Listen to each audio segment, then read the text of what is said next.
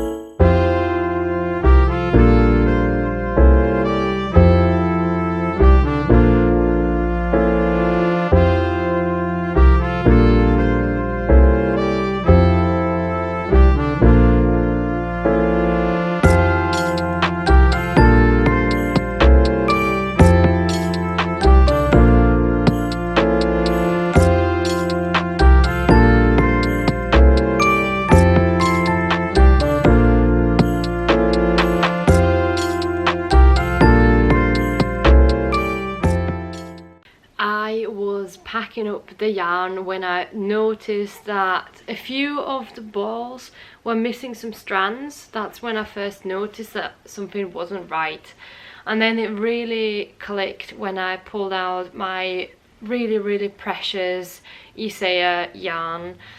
I had this colour in my stash for a really long time and it also was the one that was eaten up the most. When I first noticed it, there was just pure panic. I was super panicky. I didn't want to believe that I had moths in my stash.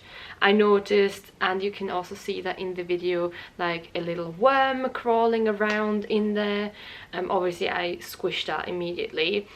And then I had to inspect all the other balls. Luckily there weren't that many that were like attacked, but it still hurt. It still hurt a lot because first of all I thought my whole stash was ruined, and second of all I thought that it just got into the most expensive and most precious balls of yarn that I could buy commercially. So I was really gutted about also the money aspect. I researched how I could get rid of moths once my stash was like affected by it, and I talked to ChatGPT. First I thought I would have to put everything in the freezer, which is a big issue because my freezer is only about this big and like this deep, so it would have taken absolutely ages to put everything in plastic bags and then shove it in the freezer, leave that in for a week and then like do the cycle again. So I knew that this wasn't an option, considering that my stash is fairly big. So I needed a different option, and ChatGPT said that you can also use heat, not like extreme heat, but you can put your wool in the oven on 50 degrees, I think I did it on, for about 45 minutes to an hour, like anywhere in between that. So that's what I started doing. It looked really funny because I had these massive piles of yarn in boxes and like in plastic bags, etc., lying in the kitchen, and this was a process that took me days, like I would even say weeks, because I didn't do it all at once. I'm still working and I could only fit so much in one oven. I already tried to maximize the space by putting in an extra shelf at the bottom, and that worked really well, so I can highly recommend that method. I did 50 degrees, either 50 or 60 degrees, I can't quite remember now because it's been a couple of months, for 45 minutes. I felt like that was a really good way to cycle and go through the yarn a little bit quicker. And I only put in the wool stuff. I didn't do it for all of the like organic yarns, like cotton and linen yarns, etc., because those weren't affected, and moths don't really go for that anyways. So I shoved all of the wool in the oven and hoped for the best. The wool that was attacked the most, I did that process twice too, because I was so scared that with the fibres and the eggs being in there and being really deep in, like situated in the wool, I want to do the process twice.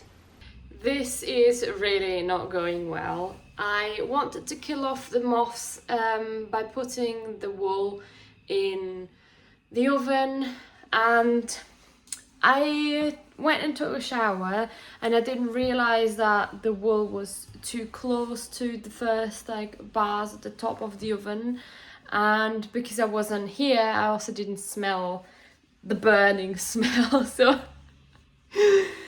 I burnt my wool.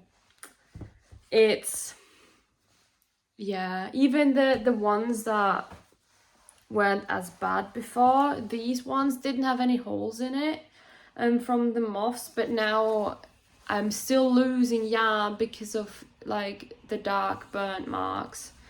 I'm hoping it's still alright if I just take off like the layers that are burnt and everything else underneath it is fine. So I've got a couple of them, sadly. The red one, this one really is the worst one. This one's got a little bit of a dark browning at the top, and this one is just barely discoloured at the top here. It's still burnt, you know, I can't change anything about that. And it's my good wool as well, so I'm really sad. It's like the expensive one, the really good stuff, and as if the moths weren't bad enough by eating up primarily the blue one, I now also ruined it even more. So I kind of feel like my whole wool stash is cursed. I don't know. So this is what I've done so far. These ones are were already in the oven and kind of sterilized. I didn't have enough space, so I just took this container where I usually block my knits in, just as like a storage thingy. I still have to do this one, and oh no, I actually did that one already. I have to do this one. This is the big one. The wool in here isn't eaten by moths, but I'm just so worried that there are some kind of eggs still lying and flying around. I'd rather be safe than sorry by also putting all of this in the oven. I'm using the method ChatGPT recommended by putting the wool in for 30 to 60 minutes on 50 to 60 degrees, which is very low temperature, and that one should kill all of the eggs in whatever might be in here. After I did that for a few days, I sorted the wool into like bags to let it air out, because it uses steam. Like wool, I noticed when you kind of bake it, essentially it releases some kind of steam or water, and for it to not get moldy, I wanted to put it in an airy space where it can dry completely before I put it into my plastic boxes. The boxes that I use were the same ones I used for like my previous stash, I guess. The only thing that I did was I made sure that I disinfected all of the boxes. I put quite a lot of disinfectant in it. I wiped all of the sides, all of the corners, and really let it air dry. And I think that was a really wise idea to also get rid of all the things you can't really see.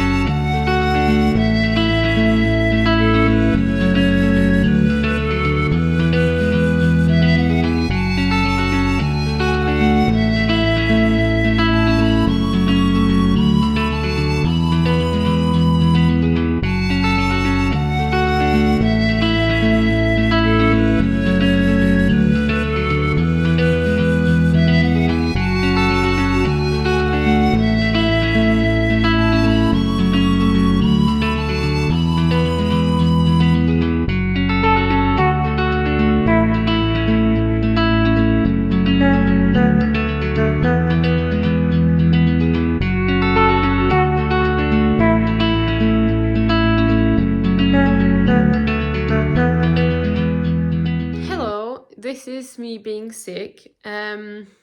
Anyways, the current situation is the following. All of the yarn has been in the oven. I kind of baked it essentially. I also burnt some, which we'll get to maybe at the end, I don't know. To really get rid of all of the moths, something that I wanted to do is buy these things. These are called Schlupfwespen, and essentially they are tiny little eggs in these cards, and what they do is they eat the eggs of the moths. They're like wasps. I don't know if they're actual wasps or whatever. That's just what they're called. I bought these off Amazon. They came fairly quickly, to be honest. I got loads of them, so what I'm gonna do is I'm gonna put these cards in to my yarn boxes and everywhere where I have the yarn, and these should really like kill the last bits off if there are any left. I'm also gonna put some of them in my wardrobe because I'm worried that the moths have gotten into my clothes as well. And hopefully this should be the end of the whole moth saga and problems that I've had. What you do is, these are so small you can't see them.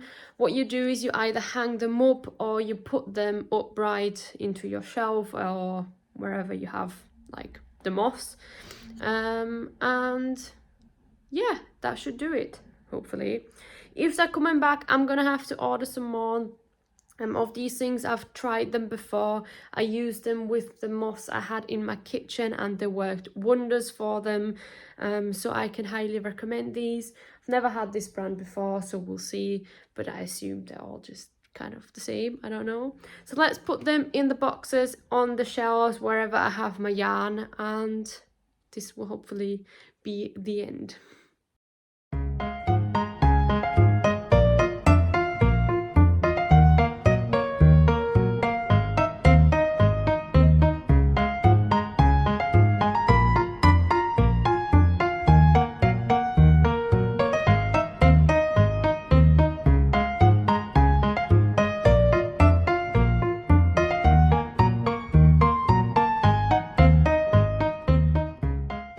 So this is my story of how I started with loads of moths in my stash and how I hopefully have got rid of it.